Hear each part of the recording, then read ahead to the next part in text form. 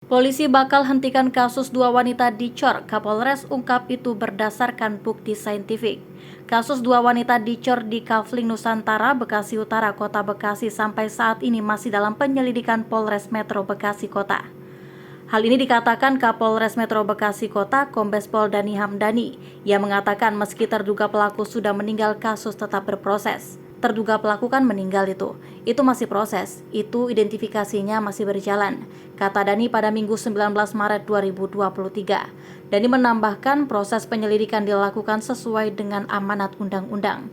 Dalam kasus ini, proses penyidikan dilakukan untuk mengungkap secara terang benderang pembunuhan terhadap Henny Purwaningsi dan Yusi Purwati. Walaupun tersangka sudah meninggal dunia, hasil penyelidikan nantinya akan dijadikan dasar kepolisian untuk menertibkan surat perintah penghentian penyidikan atau SP3. Proses masih kita kedepankan, penanganan kasus secara saintifik dan kedokteran forensik, puslab 4, dan bila perkara itu SP3, langkah itu berdasarkan saksi-saksi di TKP, tegas dia. Sebelumnya diberitakan dua wanita tewas dicor di Kafling Nusantara RT 011 0222 Kelurahan Harapan Jaya, Kecamatan Bekasi Utara, Kota Bekasi pada Selasa 28 Februari 2023 lalu. Korban masing-masing bernama Henny Purwaningsi dan Yusi Purwati. Pelaku diduga seorang pria bernama Permana. Kasus ini terungkap saat suami korban mencari keberadaan istrinya yang pamit sejak Minggu 26 Februari 2023. Pada hari Seninnya, suami korban melacak keberadaan istrinya melalui sinyal GPS ponsel di titiknya berhenti di TKP. Bersama pengurus lingkungan setempat dan didampingi polisi, rumah yang dihuni terduga pelaku didobrak. Sebagai informasi, TKP rumah merupakan kediaman yang dikontrak Permana sejak 3 tahun silam. Permana saat didobrak pintu rumahnya ditemukan dalam kondisi meninggal dunia dengan luka sayatan di lengan.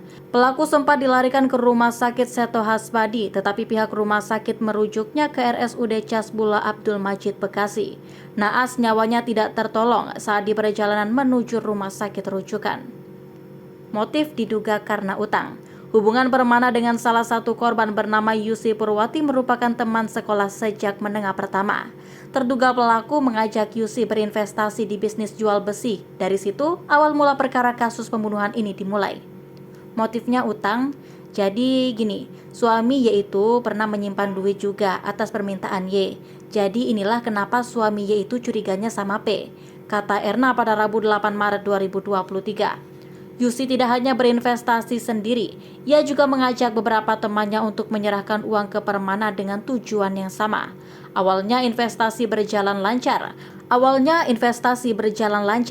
Permana sesuai janji memberikan keuntungan sebesar 20 juta rupiah yang dibagi ke sejumlah investor. Sempat untung sekali yaitu 20 juta rupiah, 5 juta dikasih ke temannya Y yang ikut nyimpen investasi.